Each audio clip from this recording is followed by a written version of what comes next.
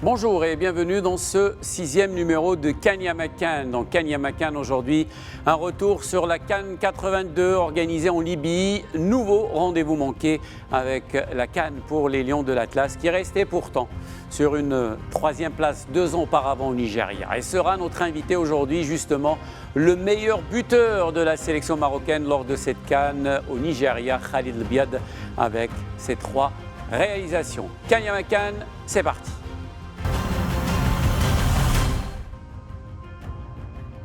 La Cannes 82 atterrit donc en Libye, l'occasion pour le football africain de découvrir les pelouses synthétiques, une surface qui va beaucoup aider la sélection locale dans son parcours jusqu'en finale de l'épreuve, finale perdue au tir au but face aux Black Stars du Ghana d'un certain Abedi Pelé. Ce sera d'ailleurs le dernier titre du Ghana en Coupe d'Afrique des Nations. Notre invité aujourd'hui dans Cannes Yama Khan, Khalid El-Biad, l'ancienne gloire de la sélection et du FUS de Rabat avec lequel il avait gagné la Coupe du Trône en 1976.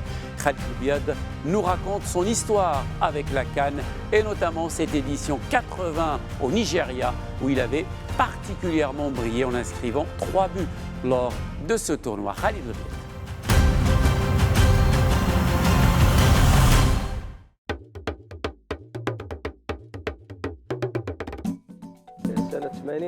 En 1980, la sélection nationale se rappelait toujours de la rencontre menée face à l'Algérie, un match soldé par un score fleuve qui n'a pas plu au public marocain. Mais cela dit, les Lions de l'époque étaient encore jeunes et inexpérimentés. De ce fait, leur participation à la Cannes du Nigeria relevait plus du symbolique, puisqu'ils n'aspiraient pas à remporter la compétition. Oui, je me rappelle encore, tout le monde s'accordait pour dire que notre équipe n'était nullement favorite, mais cela ne nous a pas empêché de jouer de bonnes rencontres empreintes d'enthousiasme.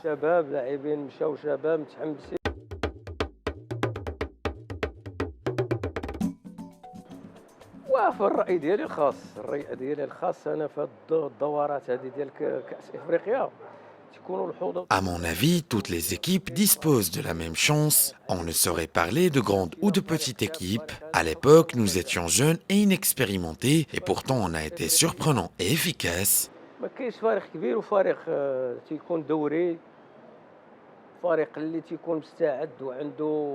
Personnellement, dans les tournois africains, je crois que toutes les équipes se valent et que seule une parfaite concentration et une bonne préparation permettent aux équipes d'avancer lors des étapes du tournoi.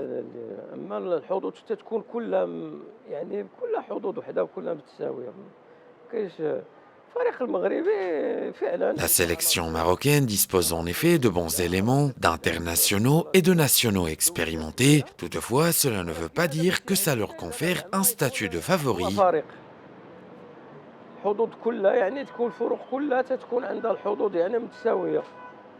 Car, comme je le dis encore, toutes les équipes se valent, et même si notre équipe perd son premier match, cela n'est pas une raison de déprimer.